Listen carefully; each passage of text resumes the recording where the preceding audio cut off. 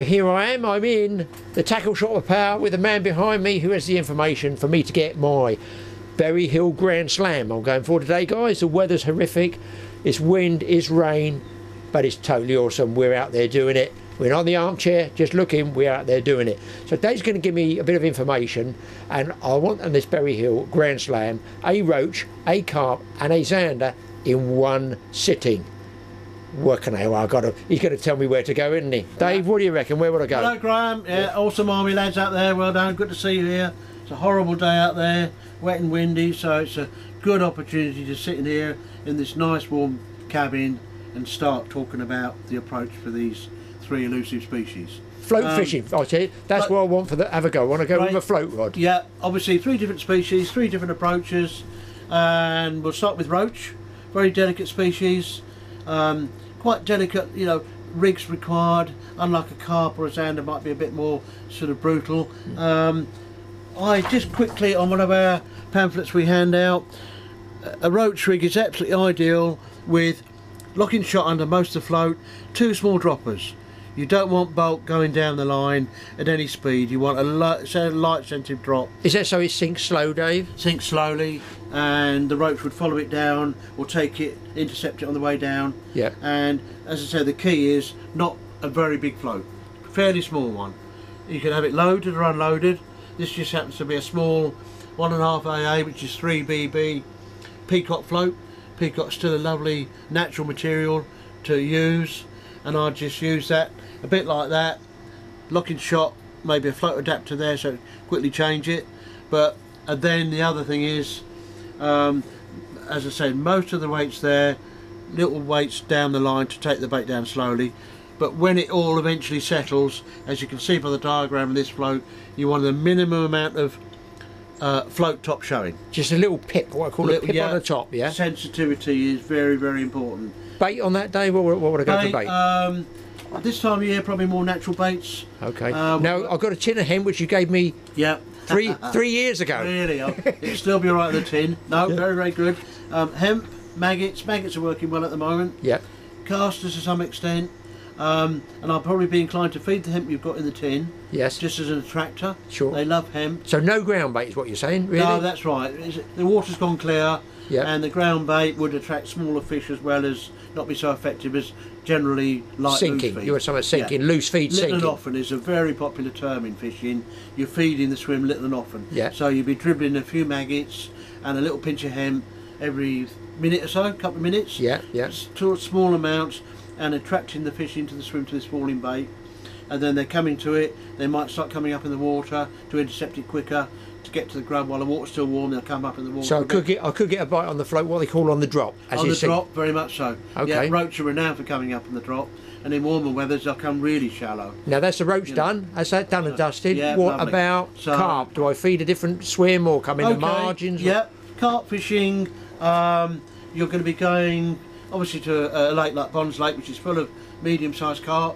Great fun, but you have to beef up your gear to start with. Sure. So you want slightly heavier reel line, 6-8 pound reel line. Yeah, I've got that. A slightly stiffer float rod, a bit more of a slightly heavier action, or a light Avon rod. Yeah. Barbel rod type thing would be absolutely superb. And now you have a small, like a not such a big hook, but a 14 forged hook, much stronger. Yeah. So obviously when you do hook these carp, you're going to be got the length, the strength of line in the hook, you know, and the hook to get them in and hold them on the line. Now I've got a little bit of ground bait with me. Is it worth putting a bit of ground bait in as well in the margins? Do you think for the carp to get them in there? Yeah, it's a great way to, as we say, kickstart a swim. Yes. You know, ground bait is a very good instant reactor. So you put a bit of ground bait in and fish are on it straight away. Okay. Or you can let it settle. What I call a throwaway swim. Let it settle for a couple of hours. Just ignore it, but top it up. And then go back to it when you think the fish are confidently feeding and settled over it. So if I fish the roach first, what would you suggest? Go for the roach first and then let that swim feed up a bit and then go for the carp, you think? That's right, yes, I would certainly think that's a good way, because you might get carp in the same lake coming in, mustering in and taking the roach baits. Okay. So the roach are more inquisitive, would come in earlier probably. Bunch of maggots for the carp, bit bigger bait, you think? Yeah. A few more maggots? Yeah, no, that's right, small maggots. I mean, if you're happy to use other baits as well, you could use a pellet, soft pellet on the hook, something a bit more carpified, because the roach will take a natural bait. Yeah. Bit of worm, I forgot to mention earlier, but bits of worm are very, very good for roach and maggots. I would stick with those two. Okay. But you know, hopefully carp will stay away from those baits, but a carp will be more attracted to a bunch, bigger bait, bit of sweet corn, nice soft pellet, or a bunch of maggots. Now, that could get me most of the day done, I should think. And I'm trying to bank on catching a zander, which will probably be more difficult. What time of day would I better off try the roach first and then try a different lake or something like that for the zander? That's right, yeah. I mean, you know, zander season has just started here at Bury Hill. It's a predator season more so, but the zander show early. Yeah. And they're very willing to feed, and there's lots of smaller ones there, so great fun to be had. And you'd go to another lake on here, the old lake where they live. It's a big 12.5 acre lake, so there's loads of room to swim round. Now zander are inquisitive creatures. They're more you know, sight feeders. Yes. And scroungers, or you know, they're just looking to take up odd bits of dead fish. They're not chasing live fish very often, or they wouldn't chase a lure. Yes. They'll just come and pick up a bit of dead something and clear the bottom up. Unlike the pike, which is probably a bit more aggressive That's than zander. right, yeah, pike very much so. A lot of pike in obviously Bury Hill lakes, but they're not going to show us confidently till it gets colder. Yes. Till the frosts appear. So the zander are pushing their ways in now, and Okay. I would recommend targeting zander. Bait, what bait Yeah. would you say? Well, I'll get some out of the fridge. Let me just get some out of the fridge and show you. But there's only one super bait which is catching lots of zander here at the moment. Is a small dead bait roach. No, zander. Not many of us caught a zander in this country. It's quite an exclusive fish, and they're not everywhere. So you know, it's great to be able to find a lake full of them and catch them with relative ease. We certainly hope so. I know you're a good angler, you'll have no trouble later on. Well, we hope so, yeah. Fingers crossed. Yeah. You said that, that's really put the mockers on it. We've got a great day, it's overcast, bit wet, but zander are night feeders. Yep. As you can see, you know, going back to, I don't know, picture, haven't got it. Yeah, let's find the picture. Big eyes. Yes, yes. Therefore, and teeth as well, by the way, but they're more feeders into the dark. So therefore, your best time to guarantee catching some zander will be the latter part of the day. Yep. Late afternoon, Okay. early evening, the bit of the light starts to go, the dusk comes in, and they're on the prowl, they're on the feed. So They're looking. if I fish the float fishing on bonds first, Yeah, very much give it so. till, what do you reckon, 4 o'clock in the afternoon? Yeah, 4, very much so. Yeah. Do your roach and your carp on bonds, Yep. get them under your belt, get them done and dusted, then the gloomy conditions start to appear, get settled on the big lake, get ready for a lot of action with, you know, your specimen rod. Did you hear that guy? No. A lot of action. To catch the zander, they're clever fish, they feel resistant, so the biggest tip I would give anyone coming here for zander, reduce all the resistance rigs to a minimum. Small leads, small floats. We're going to float fish for them, Graham's going to float fish for them, so he doesn't want to use more of a coarse fishing carp float. Yeah. Bottom end only would be much more sensitive, because like a big roach, Yeah. as soon as they feel that weight of any float or any resistance, they'll drop the Spit bait. it out, yeah. And a lot of anglers come in, they're getting runs and they're waiting and waiting for it to go, and hasn't gone properly, but that's their proper bite over and done. That's it, gone. Finished, gone. Yeah. They come back with the bait with teeth marks in. That little zander's had that bait in its mouth, and they've missed out, unfortunately, Yeah. through, you know, perhaps lack of awareness. What So, rigs have you got you know, there? yeah, we do an assortment of rigs, but the best one would be a single hook rig, as seen there.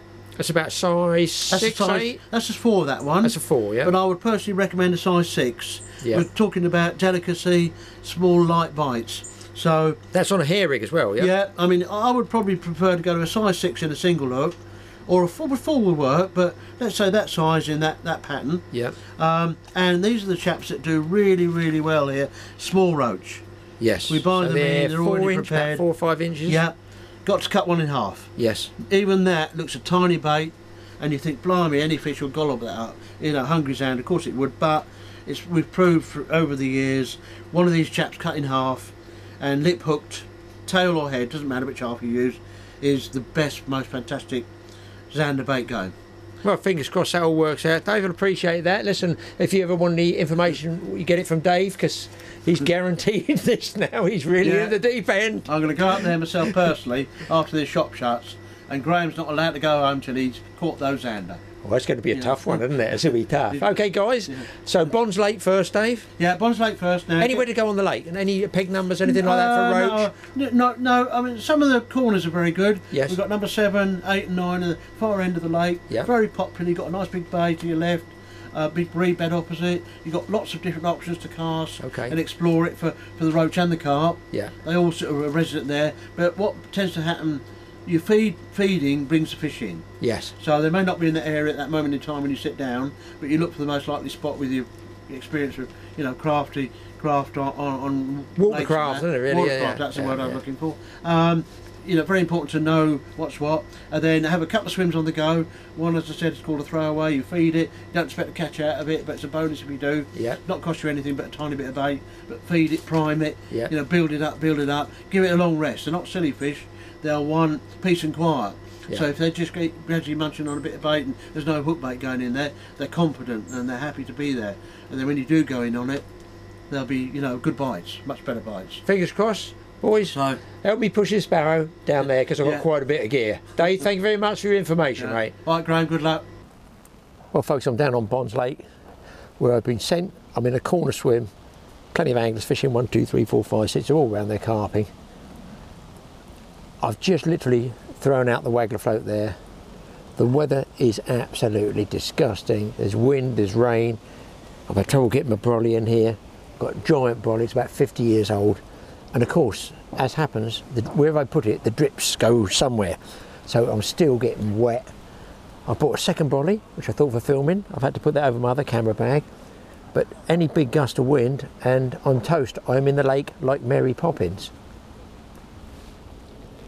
So I've baited up here, just off the corner of the staging and further out there. But the wind's blowing, as you can see, right to left here. Ideally, there's no swim in there, I don't think, but that's sort of handy. A few reeds down there on the corner, and the waggler float has got a red and a white maggot on there. So I've got to be honest, don't really like fishing under umbrellas, especially like this. It's okay with bobbins and buzzers and stuff like that. Just pick the rod up. But when you've got to strike and sort of work at it float fishing, I find it restrictive. I can't strike. I'm going to have to strike sideways almost here. But anyway, going to do a bit more feeding. I'll probably have to wear the head cam, people, because, well, check it out yourself. It's not great. Have I set myself an impossible challenge? It's now 20 past 11 and I definitely need to leave here by 4 o'clock. So fingers crossed something comes along. I'll get myself organised. I generally have an appalling mess around me generally, and I never know which bait's where. Well, you probably won't hear the rain, but it's absolutely disgusting. It's horrendous. I have not had a bite. Been here about just under an hour. Swimming here close in, swim out there, and of course, having had no bites, I've done exactly what they say don't do. Maybe I've overloaded it with bait, thinking I've got to get them feeding. Mind you, I think I've seen one carp caught amongst 4 or 5 anglers. It's just disgusting, man. It's wind, rain, and of course wherever I position the umbrella, the drips that come off nearly always go somewhere. And one totally awesome tip is don't let the umbrella drips go into your maggot box, because if the side of the maggot box gets wet, they wriggle out and go everywhere, sometimes into your clothing. So just a tip there, keep the lid on the maggots and keep them under your chair or well under the umbrella. I've got 2 umbrellas and I'm still getting damp. It's ridiculous. And because the wind keeps blowing and blowing and blowing, so I'm worried about the umbrellas coming out. It doesn't look it windy from here, but it is. And totally unlike the forecast. They said, oh, it'll be going by about 10 o'clock, there'll be a clear spell, and then it's supposed to be coming in horrendous tonight. Oh, wonderful. It's pretty horrendous at the moment. I think I might be onto a blank, the dreaded blank. I can't believe I've now gone to half a worm, a Dendrobina worm. I don't actually know the difference. I've got 2 tubs here. I'll show you, Dendrobinas, and one that just says small worms. So here we got tubs, small and Den, which I know is Dendrobina. I'll show you, just so you know. They put them in like a peat material. I mean, you can go and dig your worms, of course you can. Sometimes it's just more convenient for a couple of pounds or so to go and buy them in the shop. So here we go. I'm going to call That looks a nice chappy. Let's take one of those out. So this is a Dendrobina. I think they come from, do they come from an island? Somebody tell me where Dendrobinas come from. This just says small.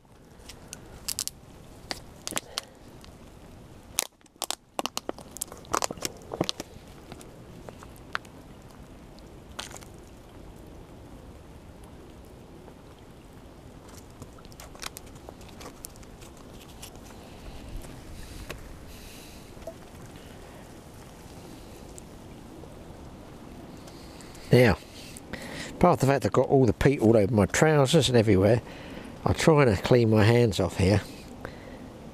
There is the Dendrobina, which is in fact bigger than the ones they call the small worm. Can you see that? So you could use this whole for bigger fish, or cut it up with scissors and put it in sections, or as you can see, small worms are indeed small, and I think that size might even be better than roach. I've got a half a Dendrobina on at the moment out there. So there you go, there's the difference between a Dendrobina and just a regular small worm. The small worms are very small. Dace, roach, bream, skimmers, that sort of thing. Dendrobina, same, but chance of bigger fish, tench, carp, chub, that type of thing. Or, like me, nothing. Okay people, I've got a fish hooked up. As you can see, I've got the line around the back of these spools, which does happen. It is extremely annoying. I've no idea whether I'm going to get this unscrewed or not, and it's gone in the mechanism there, which is lovely with the fish on the end. Right, I've got it out. This is just ridiculous, isn't it? The fish is now cranking. I'm walking towards the water.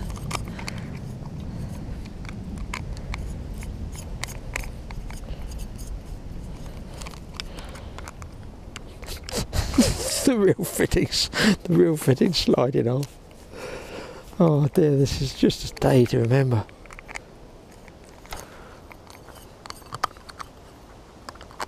So this reel is about, right, we're going to try again people. It goes around the back of the spool for some reason. Something is very badly wrong with this reel.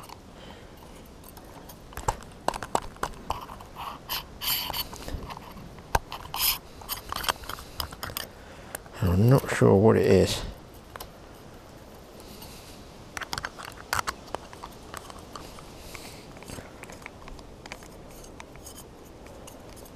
I don't know whether I got it cross-threaded.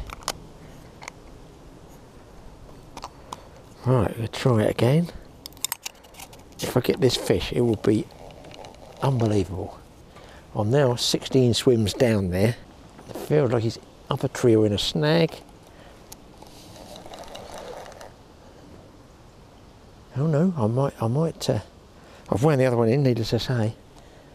And of course he's taken the small worm and is it number one of my challenge. The roach is going to be the tough one, I feel. Coming in very, very, very heavy. It's not zooming around a lot, but you can see the rod is absolutely loaded. I've got to change this reel. Got it on back wind there. Oh no, here we go. He's going for the rushes. He didn't actually crank off. How he didn't break me off initially, I don't know. It's beyond me. Just a break. I just need a... No, not that type of break. I just need to catch a break, as they say. And this is possibly not the gear to catch a decent big carp. I only wanted one 3 or 4 pounds. Yeah, I think this might be a one-way ticket, people. It might be a bit too big. You know what the saying is? Be careful what you wish for. There's the float, and he's going for the rushes. If he makes the rushes, we're done. He knows where the rushes are. Backwinding. Look, backwind. There's no drag on these reels. It's just backwind.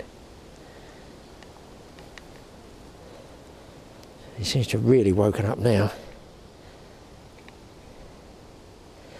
Tell you what I'm going to do, people. This is going to take me a while on this rod if I ever get it at all. It's all mud churning up out there. Oh, come on. Please no rain, he's going to make the rushes. I need to turn him. I'm going to switch this camera off for a second, people, so I can concentrate on it, because there's a big, what they call a monk over there. And I'm going to try and, I might have turned him, might have turned him. Because there's a big monk where they drain water or fill water up. Just over there, you can see that. If he goes around that, I'm done.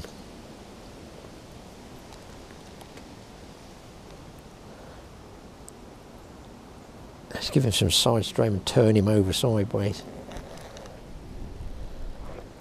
And I'm going to pull him the other way. Let me click this off. He's off, which I thought he would do. He's probably broken me off in the rushes. Indeed, he's taken the hook. Oh joy, what a wonderful day today is. Well, we nearly had the carp. But there you go. I did figure that might be a bit big for this rod. And so it proved. I'll switch this off while I just give that duck some verbal abuse. Well, I've got the cussing out the way. It gets worse. I'm trying to cast with my other rod. I think what's that little tinkly noise I hear? And I tried to straighten the ring, because it's a single leg standoff ring, and it snapped. So I've got to untackle, take the broken ring off, which means I can't cast with it properly, to be honest. It just clatters through the rings up against the other ring. So I've got to take that and I'll strip it down, then get the other reel, which has got a problem with it, putting line around the back of the spool, strip that one down, put another reel on that, and basically, yeah, start all over again.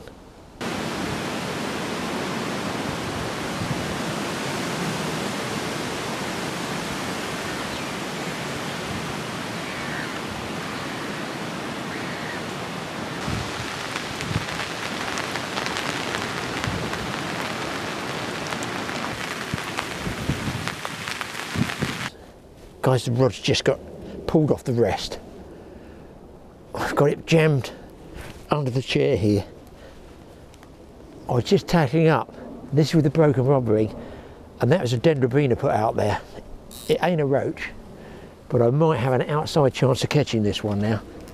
I'm just going to move this. I was just tackling this up, and I just looked, the rod was buckled over, and the butt was lifted up here. So let's see if we can get a bit of luck with this one. It's also started to rain again. I'm hoping we'll get this fish. The roach is going to be the tough one, I feel. So, this is my roach swim. That was my carp swim. I've had a carp in there and a carp in there. Oh, by the way, that last one didn't break off. The hook just pulled back. I got the whole rig back. It's just down here. Oh, this one's nearly under the staging. Let's have a look at it.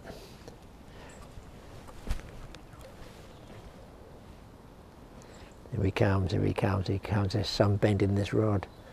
Be very careful with match rods, people. And now, that float there is called a drift beater, because I was getting a lot of drift over there.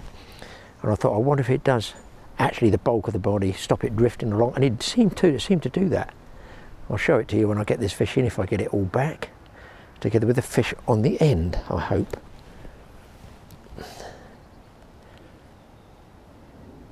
Gentleman over there's not caught one fish I've seen, and he's packing up, and can you honestly blame him? Can you blame him? Weather, it's stopped. It's spitting with rain, but oh, duck shit here, lovely, lovely. Just you know the old duck shit. Tread on some of that when you run for your rod. Gone, splash in the water. It's everywhere.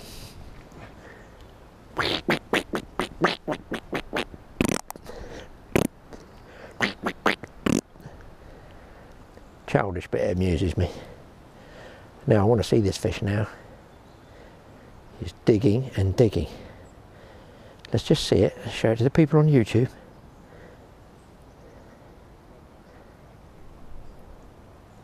I wonder if Dave is right. Those worms, this one's on the larger one, the Dendrobina. And the fish I put on there, hooked in there, that was on a cut piece of Dendrobina. Yeah, a regular common carp. So they're digging in on the old ground bait I put in there now. I guess they're going to push the roach out. Please don't ping off. The trouble with a match rod, you're only limited to how hard you can pull the fish. It's not a carp rod. Everybody else fishes with carp rods. Well, hang on, it's a whole different ball game on a match rod. He's getting tired.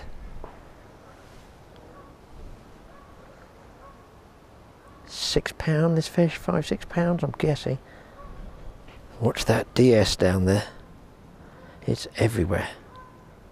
There he is, if I can get him. We got him, people, we got him. There we go. And you can see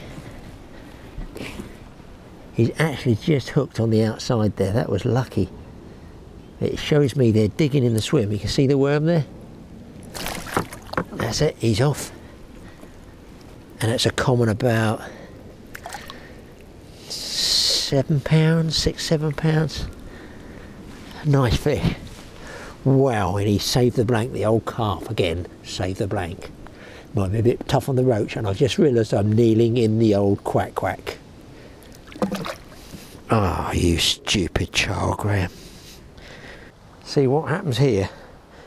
You get double leg rings here, but then I don't quite know why they do it. On this particular rod, they do a single leg. Well, they get caught sometimes, and they're very, very fragile. And you can see there, look, this one. I'll tell you, see if you can know. Look at the state of my nails I've been digging all that peat out with the worms. It snapped off from there, but it casts up and down, it's clattering. So I've got to strip it off, break it down, re-whip this obviously another time when I get home. It's messing my fish up, but still I caught the fish on it. I want to show you this float while we're at it. I'm going under here because the rain's coming in again. Well, thank goodness got one other challenge out of the way. This one is, it says on here, so it must be true. Can't even read the make. It says drift beater. It takes 3 treble A. I've got 2 treble A because I've run out of others. I might even have lost one there during the fight. But it's bolt bodied down the bottom here, so I think that sort of stabilises it and stops it dragging out the swim. And you can shot to the black, to there, or pivot right down. Slightly bulbous tip there, so that's the area I want to a distance. That's where I want to be seeing it.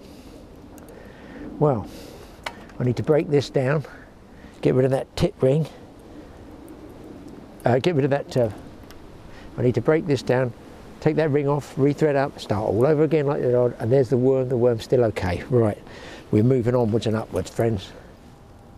I just tackled up, people. I threaded the line through the rings, I've changed reels. I tied up the rig, put the rig back on, cast the rig out, the float settles, it sinks.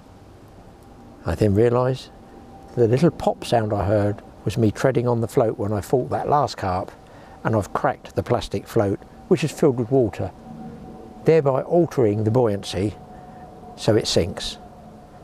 What I do now is, yes, retackle completely again with another float. And do you know what? Smith is nowhere to be seen. I can't even blame him. I can see the float's got bits of water in it as well.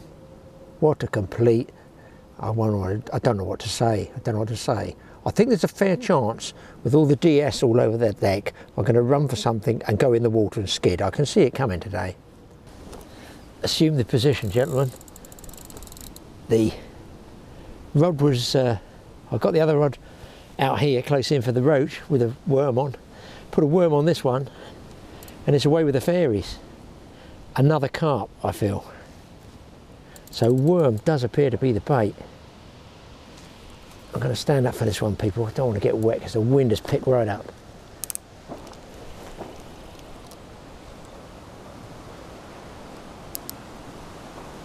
I'm more worried about losing this umbrella. I've got it staked down at the back, but I haven't got that one staked. Just unbelievable, horrific weather, and tonight and tomorrow's even worse. Come on, fish. I don't want to get wet.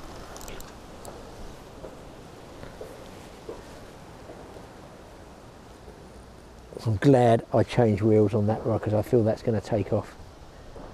Hopefully with a roach on the end. Obviously the carp aren't bothered by this weather, but maybe the roach are. Here he comes, there's the waggler. I'm thinking another common.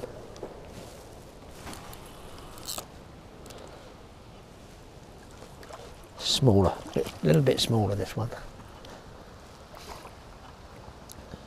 Come on, roll over, roll over.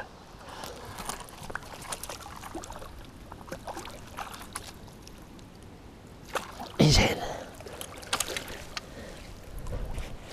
Don't kneel in it, Graeme, don't kneel in it. What if I put the reel in it? Hooks out. I say he's about a twin of the other one, maybe a little bit fatter. Maybe a bit fatter. There he is. And away he goes. Right, we've got to think of what we're going to do with this swimming close here with the roach. So the other thing you can use cocktail baits. You can use one of these worms and put a maggot on as well. And for tench, my favourite bait, not that I'm going to get tench today, favourite bait would be like this. A worm about this size and double maggots on the top, probably double red maggots over the top. I'm just going to hook this one out, hook him up like that. As you can see, plenty of movement. My God, the rain's nearly stopped. This drift beater does actually work, folks. Well, it appears to work. Oh, the wind keeps getting the float. That's better. I want to be in the right spot. So I'm out, I'm going to sink the line, get it to about where those leaves are. A bit more. That seems good to me.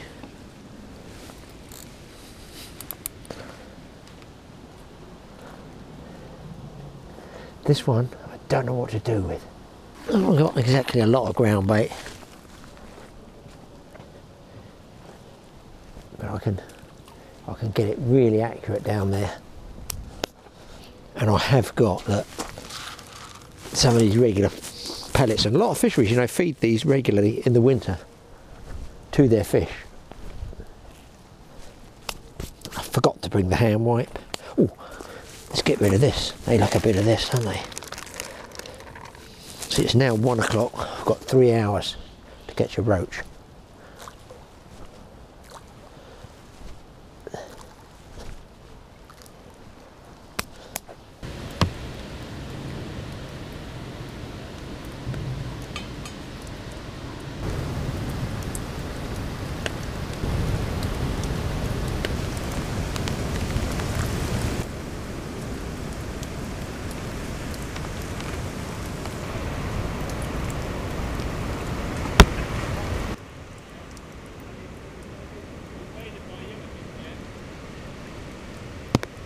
Well, hooked up again, folks, on the worm, at distance out there.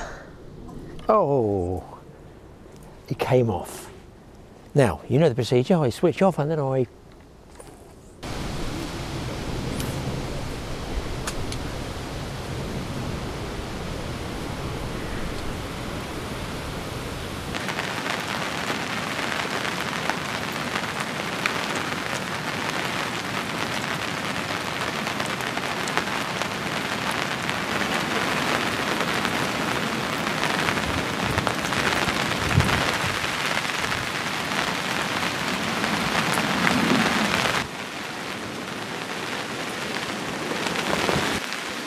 wonderful, what a day.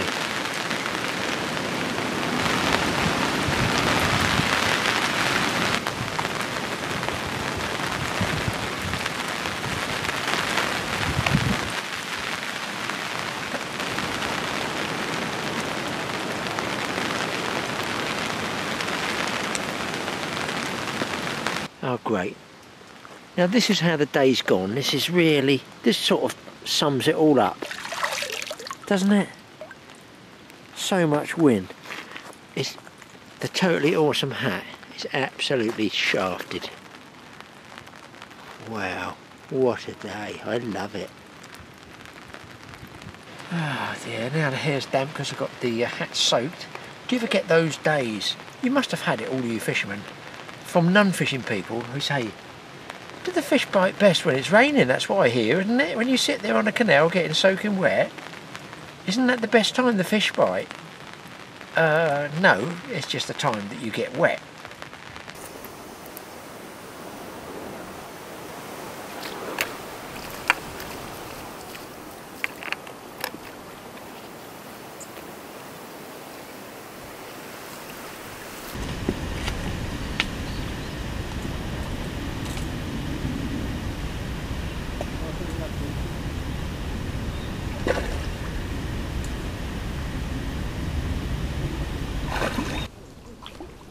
This looks like another common.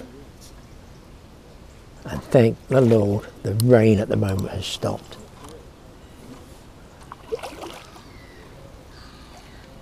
I've tried smaller maggots. There we go, there's a nice fully scaled carp there. Very, very nice. Big scales on it, trying to get the camera wet. Got one scale missing that side. Anyway, let him go, and I think we'll see if we can go catch a zander. I've got about an hour here. Whether I'll get the roach or not, I don't actually know. I don't think I'm going to get the roach. I've tried single maggot, double maggots, red maggots, nothing at all. Worm seems to be the bait, but it's carp all the way. Right, this time people I've got both lines. I'm going to have to put the camera down here. The rod, wait for this, was actually in the water.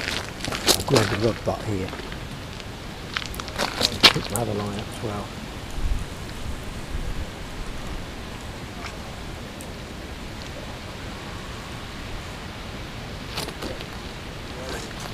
And he's gone.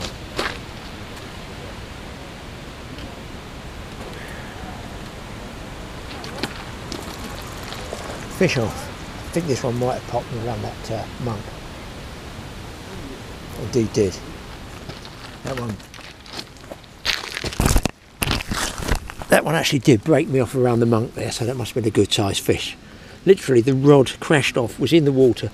I ran along the jetty, grabbed a hold of the rod butt. Boy, I was lucky not to lose it all. I was putting a battery in the camera. Well, I can't be bothered to rig all that up again just for another half an hour float fishing. So leave the float up with that one. I'm just using it as a basic free line with a AAA shot just to keep the tension on there. And one of those Dendrobina worms and a bigger hook. I just leave it out and wait to see if not if the rod goes in the water, because lucky I caught the butt as it was floating along. Very, very lucky. And I've got a float on the other one. So I've done good, done okay, can't get the roach. It's just the way it is. I wonder, can I get 2 out of 3 with a zander? But I've got to go at 4 o'clock because I've got to move lakes, pack all my gear up, set up and get out there. It gives me about 2 hours fishing time.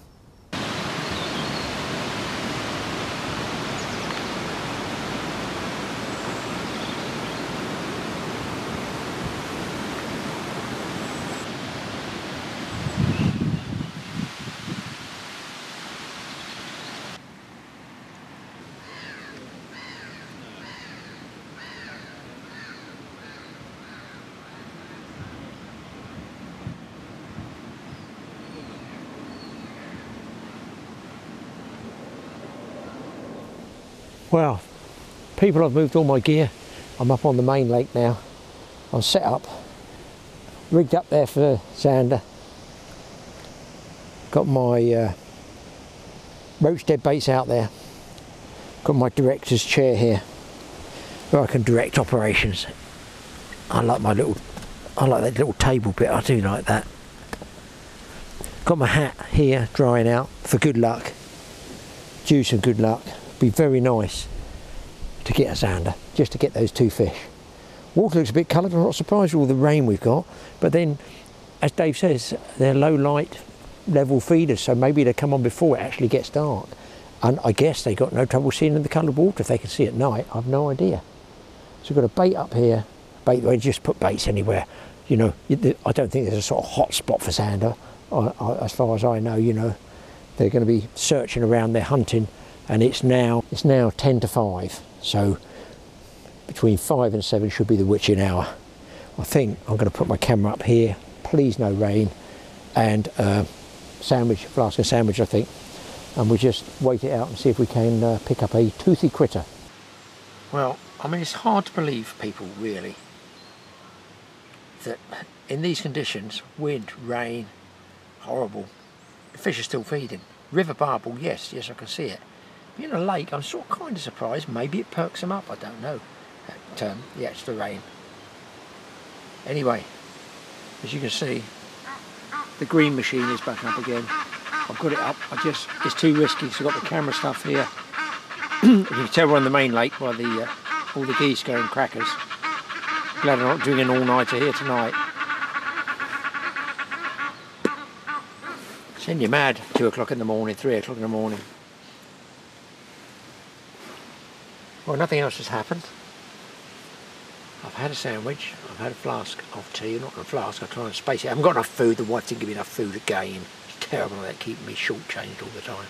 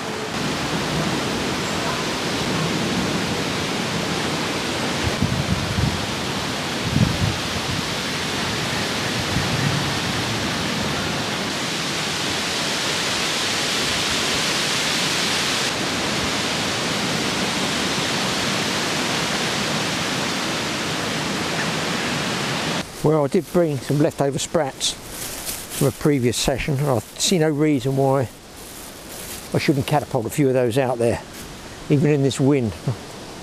They're certainly going downwind, probably not up into the wind. I'll try. Oh, they go out pretty well actually. It might just give them a bit of a boost, and they certainly hustle. I'm going to wait till the seagulls go, because look, they see those sprats sinking so slowly. Okay, lesson learned, I'll do it when it's dark. Guys,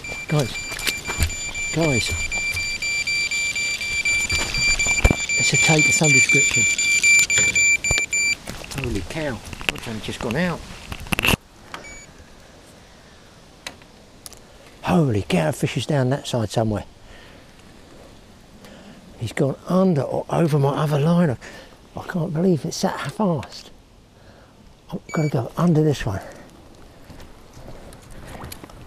That was ridiculous.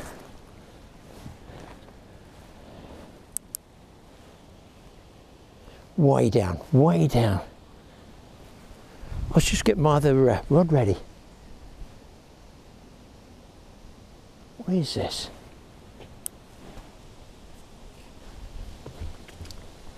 Guys, I'm going to walk down with this a bit. This doesn't feel like a sander. This does not feel like a sander.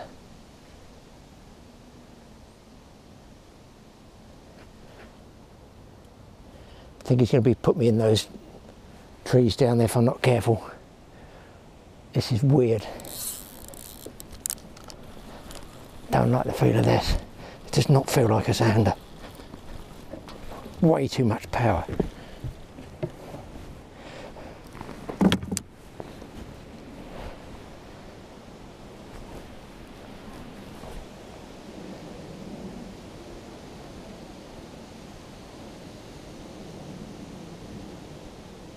It's dead. It's gone dead on me. Oh, he's gone. Lost it. That was a big pike. It took me way down there towards the boathouse. That was a big pike. Guys, got a second pickup. I'm pretty sure it is. Let's see where we go from here, as the actress said to the bishop. Fish on. Fish on. I've just pulled into it, haven't struck hard. Having lost that last one. This is not the same creature somehow. That last thing, I got a feeling, was a big pike. Is this going to be?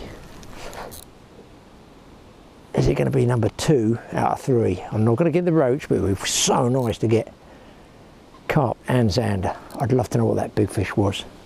Here we go. Here we go. As they say, wish me luck. Very small hook. It's barbless. It's pumping. They're kicking, pumping.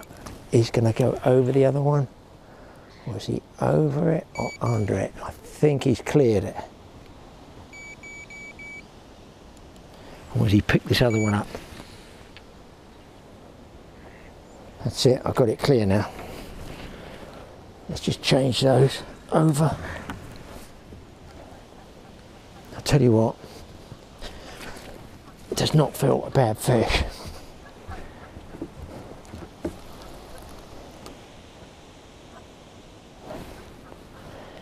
I'm getting really low on battery, guys. It's got to be a zander, I feel. It's going well. I might have to click this off, you might miss the actual landing of it.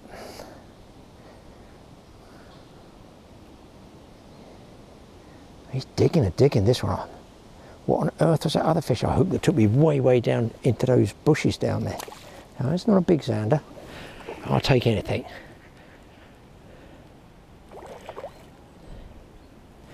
There he comes. That's my fish, my target species. I guess he's about 3 pounds, not a big one. But good session. That's it in the background. I'm right over the water, just sliding back. And away he goes. Get in. Carp and zander in the same session. No roach, but carp and zander in the same session. Have a flask, boys. And one of the buzzers has gone. He's running with it. Check drag. Come on, back wind.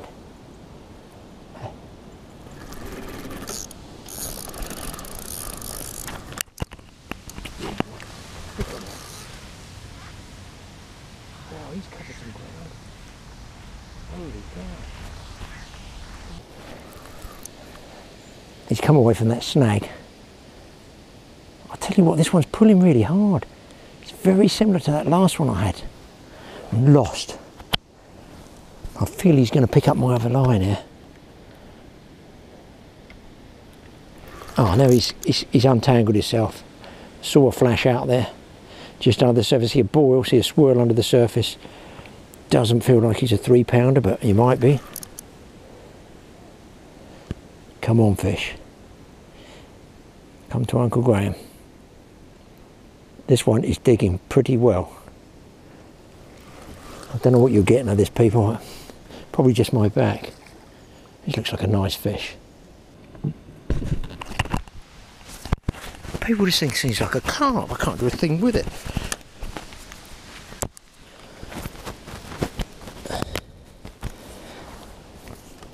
This is just so like a carp. There's no way it's a zander. I don't think it's a zander at all. This is just fighting like a carp. It's on a dead bait. It's just digging. Look, I've got the rod buckled over it. It's not a zander. It's not a pike. It's digging like a carp. Surely not a carp on a dead roach.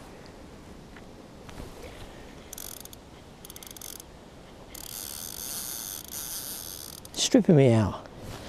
Jesus. What the hell is this fish? It's got to be a carp the way it's boiling.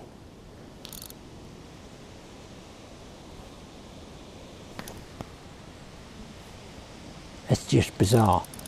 Now I've got to see this fish. I saw a big white flash out there.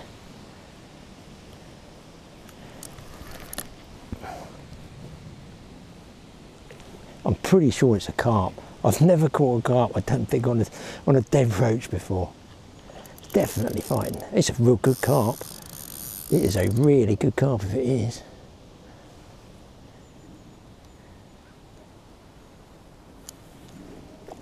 Wire trace. I can't believe it. I've just seen a carp's tail.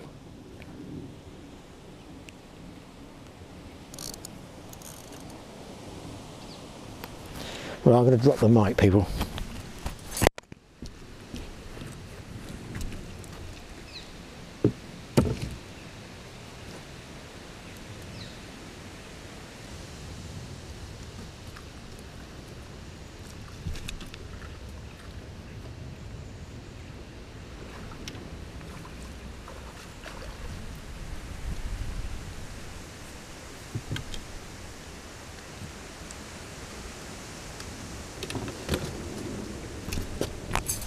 The camera is still running. I just got to show you this quickly. This is unbelievable. I don't think I've ever had this happen before. Right, the camera's not been switched off. It's not faked. There is a double figure common carp. There's the wire trace and here's the hook. Look, in the scissors there. He's actually taken a dead roach.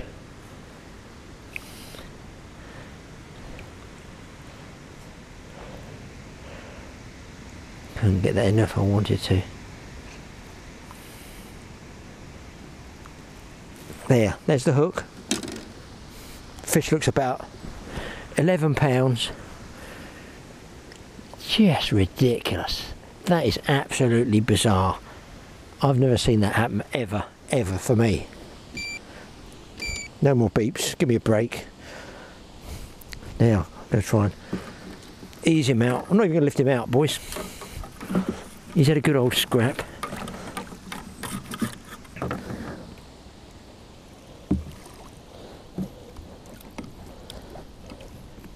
Just so you know the size, you can see the size of my hand there. I'm saying that fish is... I wonder if he's worth weighing, you know. I reckon he's about 12. I'm going to call him 12 of anybody's money. Dead roach, that's going to change the whole carp scene totally. Look at that. How you get, that's ridiculous. I guess 12, 13 pound carp on a dead bait. Well, I didn't get the roach, but I tell you what, that's got to be a Bury Hill Grand Slam.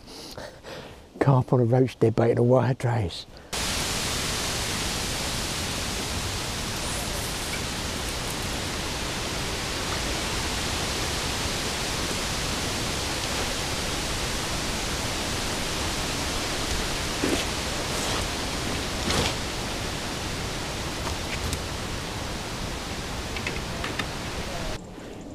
That's unbelievable. I mean, you know what I'm thinking? That big fish I lost earlier, and I couldn't stop it. I just could not stop it.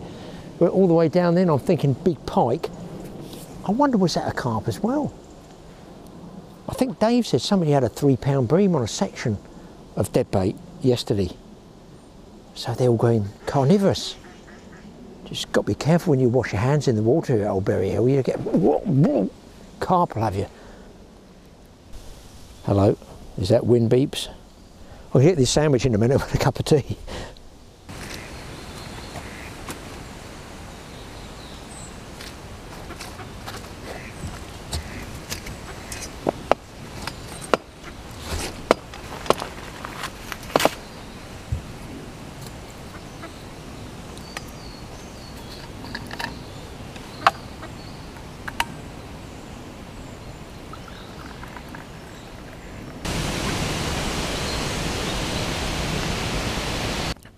Well, I'm just rigging up because those guys have been catching over on that far bank. Maybe they come around. I've noticed that before. That you know, they get sort of caught in sequence, almost like these small sounder or shoal fish. So this camera you're shooting with now, not very good in low light. So rather than go grainy, I'm going to put the bigger camera up. I'm just plumbed in my that one. So I've definitely got enough light there. If I stay in the dusk and I do get lucky and get a nice sounder, I want to be able to film it for you guys. So we're all set up. And I think I'm actually going to chance, I don't see any seagulls getting those sprats out there just before it gets dark.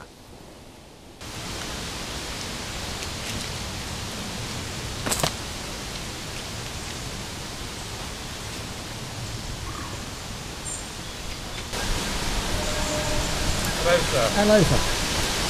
How are you? Oh, is that a fish? He's not crossed up there, is he? No, it's to the right. No, it's nowhere near that. Keep that one in the water. Hang on a second. Let's see if that's running. Okay. Right. No, guys, we've got two on at once. Oh, really? They've had 5 carp. They've had 5 carp. Yeah. That is So crazy. you've got to go. Do this one, Graham. Going to get some in or... He's just switched over. Dave, Yeah. I'll look in. Interestingly, he's getting his on sardine. On sardine, really? That's crazy, isn't it? Just when Dave was talking. We were talking now, he's saying he's at carp. But they've had a few sand. They had double rounds out yesterday. Yeah, this could be a zander as well, Graham. You reckon that's a zander, yeah? Yeah, you know. Well, there you go, people. Got 2 in there at the same time. Put them back one after the other.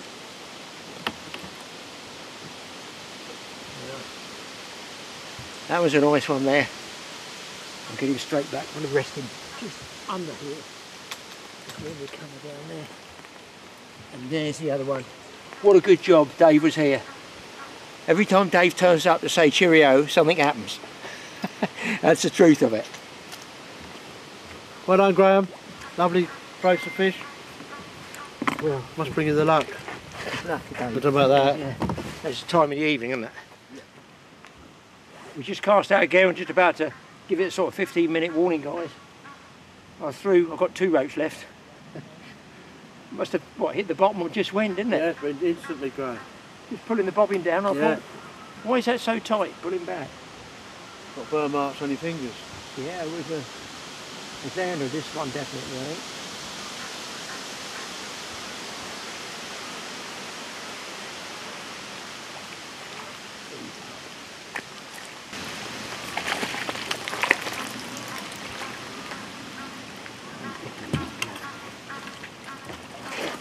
Do you want me to hold the camera or anything? You're right.